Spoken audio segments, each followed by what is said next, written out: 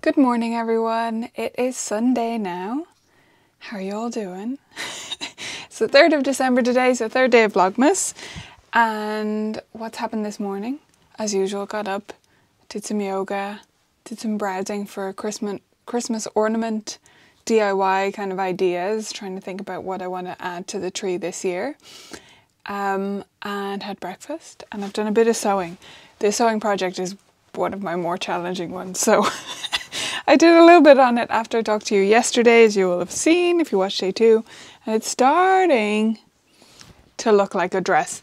However, I have no idea really if it's going to fit. I made a bit of a toile, a tryout beforehand, but it's a tricky one to fit because it's got like this open back, not fully open back, but like it's got this crossover at the back. Anyway, it just means there's a good chance it won't actually fit when it's finished.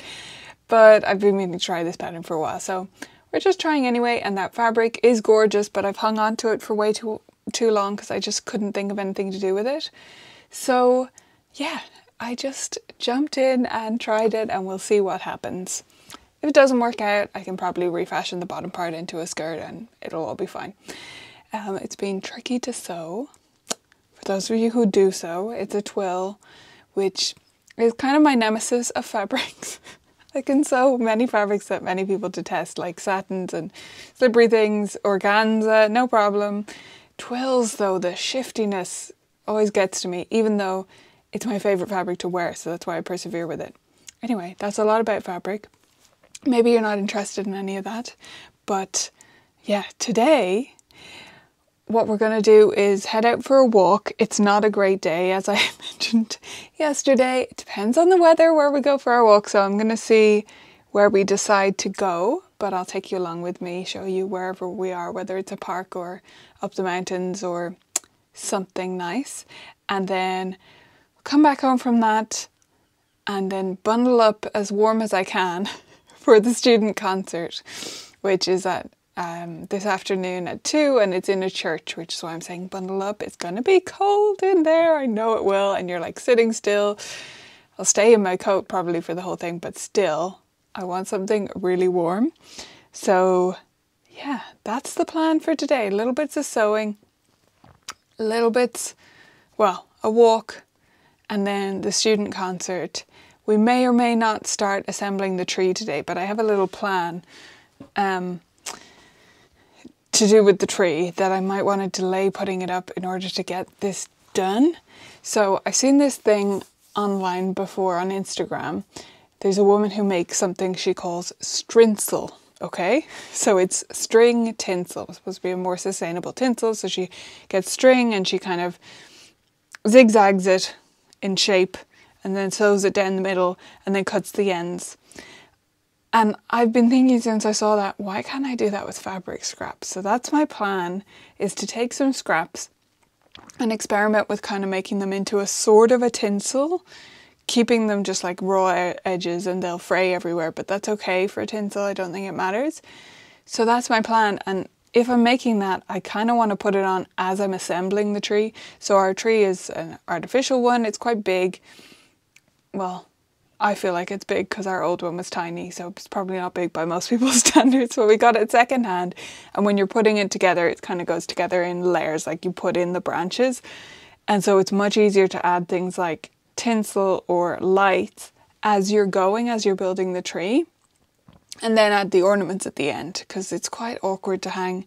It's got like really thick branches, more than, again, other trees or real trees usually have. Maybe certain types of real trees do. I mean, it's imitating something. But anyway, I'm babbling now, so I'm going to stop. But that's the plan. So I'm not sure if we're going to get the tree up to date just because I think I want to make that tinsel. But I will take you along with me, show you a bit of where we're walking, and then hopefully take you along, tell you a bit about the concert, maybe after the concert later. See you then.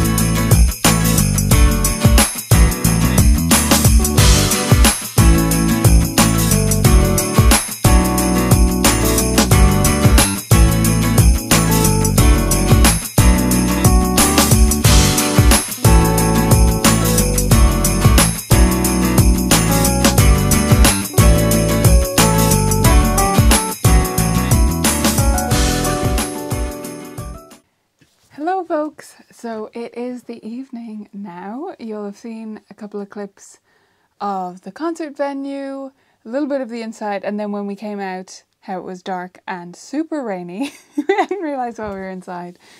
But yeah, we really enjoyed the concert, myself and my husband, that's the we. Yeah, it was interesting. It was our first time participating in this one. So this is the EPTA, European Piano Teachers Association of Ireland, and they run these recitals. They're fairly small. That, like, it being a European Piano Teachers Association of Ireland sounds like it's going to be big, but it's really just whoever lives very close to there. That's the only teachers who'll submit students for it. And I had a hunch before going that it was going to veer advanced.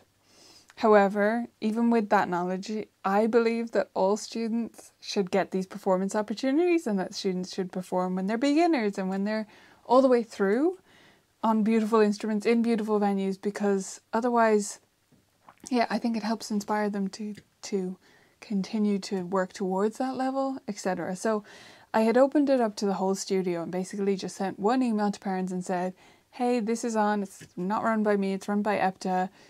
This is how it works, this is how much it is. It was very cheap to be a part of it, but there was a small fee attached. And then, yeah, do you want to do it? Like, it's just an extra performance opportunity. So we had students in beginners, like real beginners, and we had some who were more early intermediate, and then one sort of early advanced student who's currently studying for her grade 8, so she's quite, yeah, her level is a bit higher. But we had students of various levels, and I was right in my assumption that almost everyone else there would be really preparing for a competition. So that's my hunch, is that they use this as like a warm-up event for the competitions, which they also seem to do with the EPTA festival, which is like a competition in and of itself, but it's much smaller.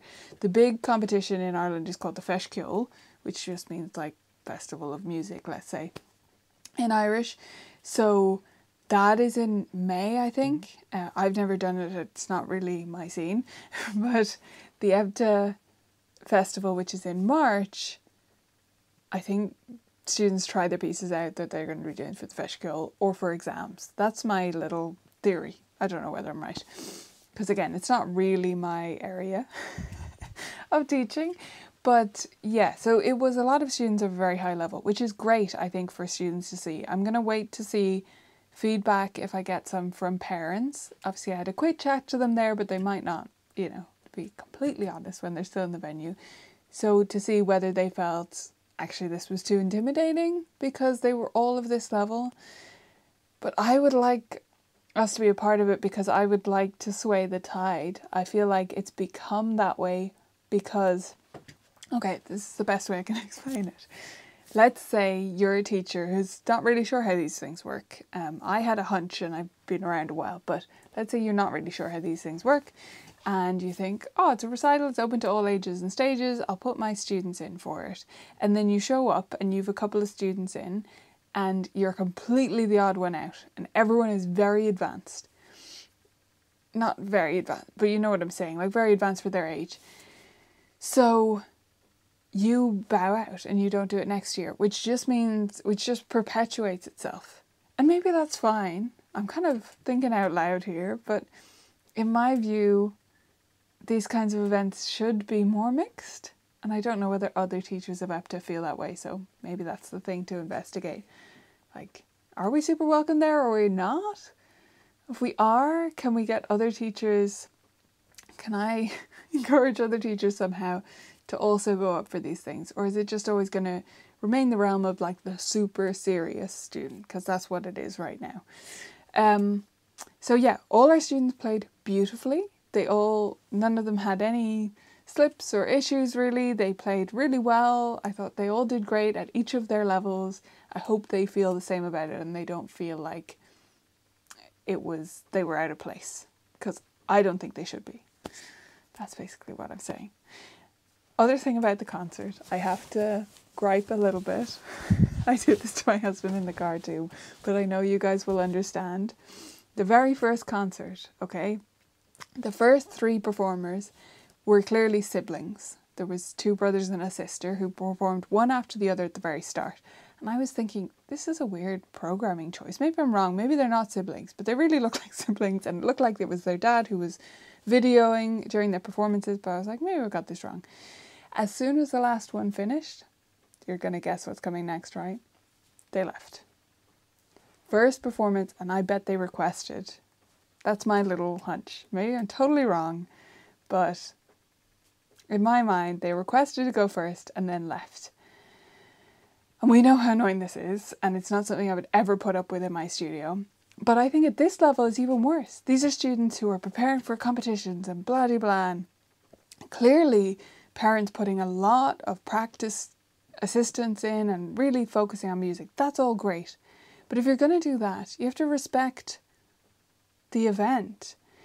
And what I was saying to my husband was, okay, let's say everyone does that. I mean, this is the argument we always make. Then you're only coming to see your own child.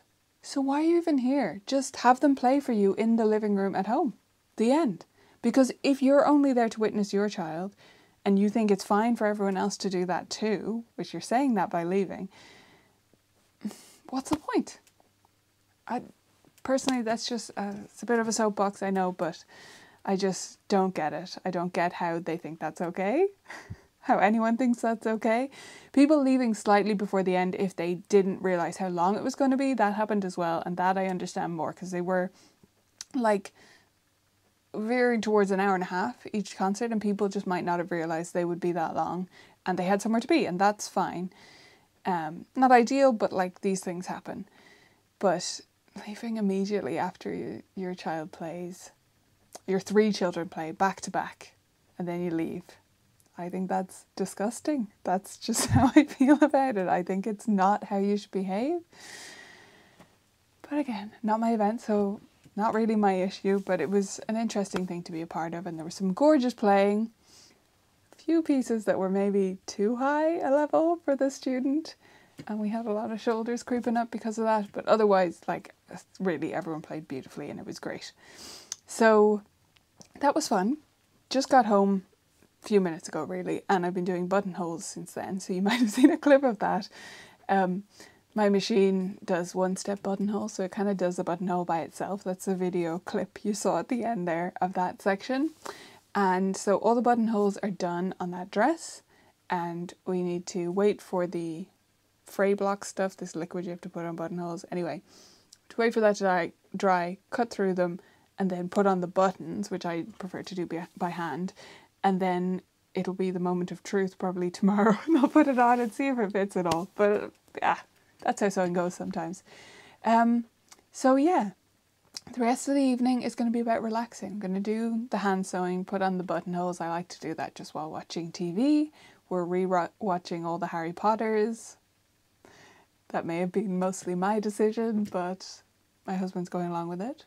I don't think he minds. It's just such a December thing to me, like it's a Christmassy thing to rewatch all the Harry Potters. That's just me. And yeah, going to do some hand sewing, going to make some dinner, because G has been an angel and made dinner almost every night this week. That's not usual, but he's been really lovely, and I've finished teaching and it's been like cooking or almost ready, so definitely going to make dinner for both of us tonight and relax a bit. So I hope you enjoyed today's adventures, and I'll see you tomorrow.